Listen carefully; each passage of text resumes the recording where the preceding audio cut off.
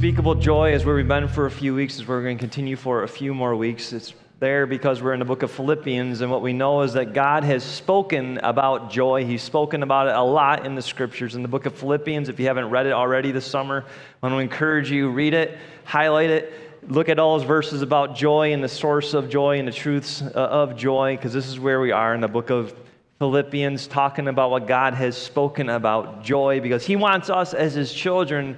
As a creator, He knew what our life could be like, and He wants us to experience joy. And so this is why we're here, and this is what God has spoken about for us to dig into together. And so as we begin this moment, I've already done this with 3 other worshiping times. I want to see if you can participate with this too. Would you just smile for me? Is everybody smiling? At all the other services, there's always a couple people that wouldn't look at me, that wouldn't smile. It's like, are you sleeping already? Did I already put you to sleep with my monotone voice? What's going on here? Smile. Right? And certainly we understand when we talk about joy, it's so much deeper than a smile.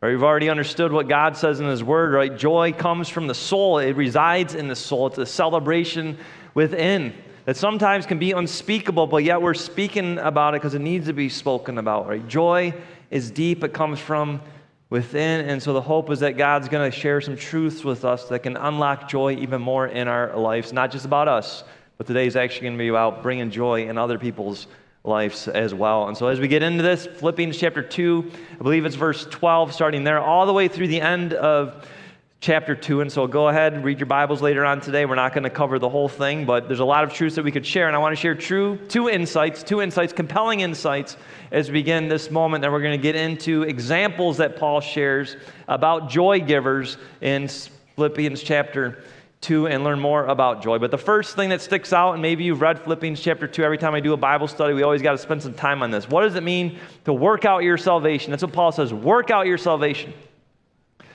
What does that mean? Right? Does it mean that you need to work for your salvation? No, it's work out your salvation, this gift that you've been given, right? Jesus, and we're going to talk about this more, right? He gave us salvation. This is a gift that He has given to us. We can't work for it. It's by grace we are saved. That's what Paul says in other places. So what does it mean to actually work out your salvation? I don't know how many of you have ever seen the movie Snow White, Seven Dwarfs. I actually don't know if I've actually seen the movie, but somehow I know about it, and I know a lot of things that happen in it. But I know a song, and I think some of you know a song. I'm not going to ask that you would sing it, but somehow just ask that you would say it with me. What do the Seven Dwarfs say? Hi-ho, hi-ho. It's off. So I don't know how you can just say that without singing it, but we get it, right? They're going to be miners, right? And what do miners do? They mine. They try to get everything they can out of that mine, specifically gems or gold or coal. Right? I'm not a miner, but I understand what God is telling us, and that's what Paul is actually using as an imagery in the original language. There's miners in the city of Philippi. They know how to mine. So he's saying, mine your salvation. What does that mean? That means that God has given us salvation, and now figure out what it's all about, because this is an amazing gift of God, and so He wants us to work it out. Right? Pull all these amazing gifts that our salvation has given to us out and live in it. Live in it. I get it as a fisherman, and maybe in your notes, instead of miners of joy, you can say fishers of joy, because when you hit a fishing spot, if you know that fish are there, what do? You work it. You work that spot. You work that spot on the shady side, on the non-shady side. You work it at 18 feet, 15 feet, 12 feet deep. You work different lures, different baits. You figure out what the fish are biting on because you know they are there. You've been given the gift of a weed bed or a rock formation. You know the fish are there. You've caught them there before. Work it out. Fish it out. I get that as a fisherman. Right? Work out your salvation, right? That God has given us this amazing gift. We have God. We just sang about the one who is able. Right? Be confident in that. And figure out what that means. Specifically, however, when it comes to joy. Right? We've been given this gift of joy. We've been given the gift of the Spirit. Right? Work it out. Get all the different angles of it. Figure it out. How do I live in this joy? That's what God's calling us to do. Be miners of joy, fishers of joy, if you will. And so that's why we're here, right? Second truth that I want to share with you as we get into this message is that God calls us to shine as lights. Shine as lights. I had an opportunity to go on vacation the last couple weeks, and I was promised by different news stations and different apps that somehow I was going to see the northern lights where I was. 7 straight days, you're going to see the northern lights. You're going to see the northern lights. Between this time and this time, northern lights. Guess what? I went out between this time and this time. What happened? No northern lights. The stars are shining, which is brilliant, and you get just to sit in the presence of God, knowing that there is a creator of all this. But I couldn't help but sense some disappointment in my life without seeing the northern lights. I know they're there. Right? And I can't help but think about the world that is around us that doesn't know the truth of what you and I know. And if you don't know it, you're going to get to know this. Right? But they're desperate for true joy, and we have it. And I don't want to disappoint the world. Right? I want to shine as a light in this world, and so I want to mine the joy so I can shine the joy in this world. And so that's why we are here. So we've talked a lot about joy already over the last couple of weeks, and really, how do we get joy in our lives? Today we're going to talk about how do we give joy? How do we give joy to others? And God's word speaks it over and over again. This is where we're going to go. Children of God, they make sacrifices for others. When you sacrifice for someone else, guess what you're giving them? This isn't a trick question. You're giving them joy. Giving them joy. Think about your own life. If you receive any kind of act of love, how does it make you feel? Right? That's joy. That's a feeling of joy. Think about that. Think about how that makes you feel. That's the joy. And so when you love somebody, when we're talking about loving, right, you're giving joy to them. You're allowing them to experience what you yourself are experiencing. And so Paul shares 3 examples of joy, of people who give joy. And he talks about himself, talks about some deep truths of how he's able to give joy to others. He talks about Timothy in this section. He talks about a man named Epaphroditus in this section. And if you were with us last week, you know he shared the greatest example of all, and that's Jesus. And certainly we're going to talk about Jesus, but he already shared that example of how to give joy to others. And now he's calling us into 3 other examples and some truths that we need to get into, some truths from God. And so Paul talks about himself in verse 17. He says this, I am being poured out as a drink offering for you. Right, picture that. He's pouring himself out for the church of Philippi. And as I think about that, I think about what Jesus said, and he said this in John chapter 7, whoever believes in me, streams of living water will flow out of him. Right? I hear that. I think about streams of joy, streams of love. Pouring out love, right, is how we give joy to others. And what we need to let settle in right now is, because I know a lot of us are there, we don't have anything more to give. Right? If God's asking me to pour out more, I've already poured it all out. My glass is empty. Or maybe it's half full. Right? How can I pour it out into someone else's life? Right? I love what Jesus said there, if you believe in me, right? If you're connected to me. Because we can't miss this, right? Our source of joy is the salvation that Jesus has given to you and to me. And maybe you don't know this. And you need to hear this. Right? What God has done for you in Jesus. Right? He went to the cross so that you could have joy, so that you could receive forgiveness. We heard about that during the baptismal moment. Right? All that God has done for you, this great love that he has for you, this patience, this kindness, right? This truthful love, this encouraging love, we see that so clearly in Jesus. And the scriptures tell us, and history tells us, that Jesus, out of love, went to the cross to reconcile us, to redeem us, to give us salvation. And guess what that is? That is joy. So that we know that we are loved. And I pray that you know that.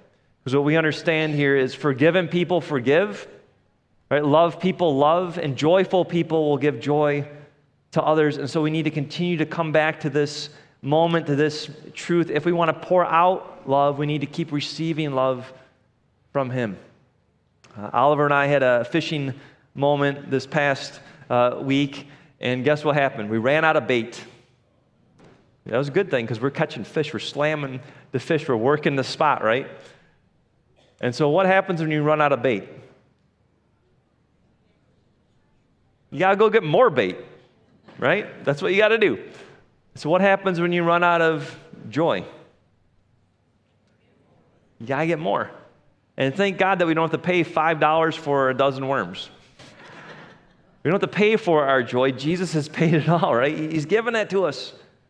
And that's why you're here. That's why I'm here, so we can remain in Jesus, that we can walk by faith in Jesus and continue to fill our cup so that we can overflow to others. And when we do that, when we give, right? When we pour out love, what are we pouring out? We're pouring out joy. Joy. So Paul shares that example of what he's doing and how he's bringing joy into people's lives. And he talks about Timothy. And he says this about this guy Timothy, one of Paul's disciples in Jesus. He says that Timothy has a genuine interest. And this genuine interest that Timothy has for the people in Philippi, this is a source of joy for the people in Philippi.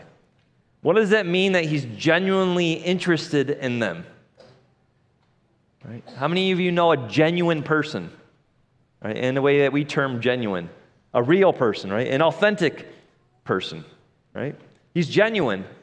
In the language here, Paul's actually saying he's faithful. He's a faithful lover, faithfully loving them. What does that mean? We need to talk through this a little bit to help us understand this. The key there is that he's faithful, and that means that he is genuine. And so that first word, their faith, right, we can't miss that. And I would say this because I think a lot of times in our lives, practically speaking, especially when it comes to loving others, serving others, sacrificing for others, right, we wait till we feel like it, and then it seems like the feeling makes it genuine. Is that the way God has taught us as children to behave and to love? Right? People talk about, do attitudes lead to actions, or do actions lead to attitudes? Right? Do our emotions control us? Or does faithfulness to Jesus control us and cause us to do the right thing? And as we do the right thing, then do the emotions and the attitudes follow? This might sound harsh, right? But this is genuine faith. This is what Paul means. Timothy has this. Paul says in the book of Ephesians, and many of you have been around, you've heard this, especially when it comes to marriage, but in all relationships, because it actually says submit to one another, sacrifice to one another, love one another out of reverence for one another.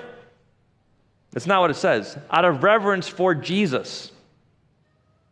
Right? So practically speaking, Justin, you might not have feelings for your wife right now, but you're going to love her, you're going to sacrifice for her because you're faithful to me. Does that make sense? Right? It's deep. Right? We got to work this out.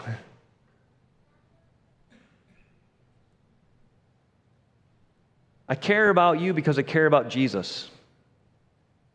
Is that genuine? It doesn't feel romantic. It doesn't feel loving sometimes if maybe someone would say this to you, man, I'm just here because Jesus told me to come here. Right? But yet, I'll be honest with you, you might not like me, and you might tolerate me if you say, Justin, I'm tolerating you because I love Jesus, and I'm respectful to Jesus. So apparently he thinks you're a good guy. You know what? I'll take that. I'll take that because I realize the reality of that truth and the faithfulness and the genuineness of that, right? This is the genuineness that Timothy has, right?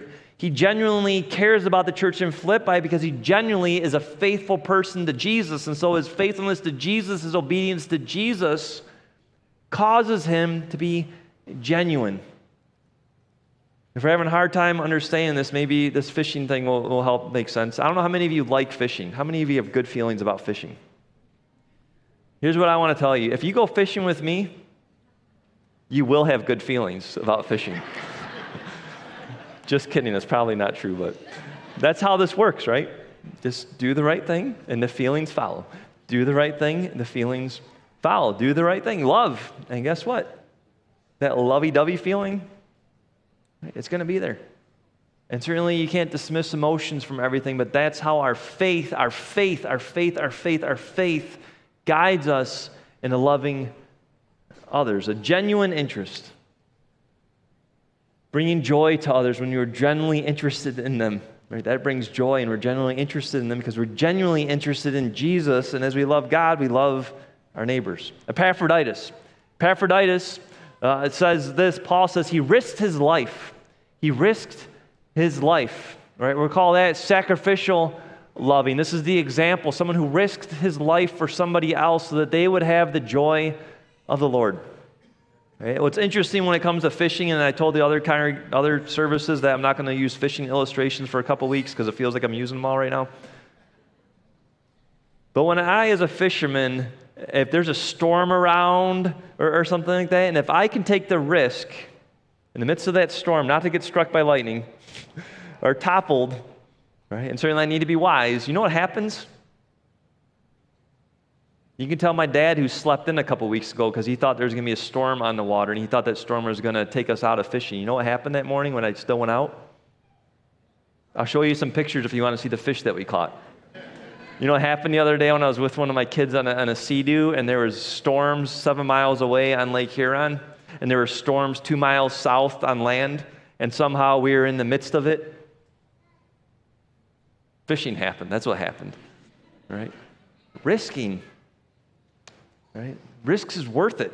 Right? When we want to love somebody and give them joy, the risk is worth it. Right? Epaphroditus actually risked his life. He laid that on the line. If you're with us a couple of weeks ago, we heard Paul talk about the truth of heaven. Right? And what did he say? He said, for me to live is Christ. Right? It's good to live. I want to live my life to the fullest. But you know what? To die is even better. It's a greater win. Right? That's why Epaphroditus was able to risk his life, to put it all on the line. He was doing it for the sake of others, certainly prayerfully, but he did it. And joy came. Joy came to Paul, joy came to the church in Philippi because of Epaphroditus risking his life.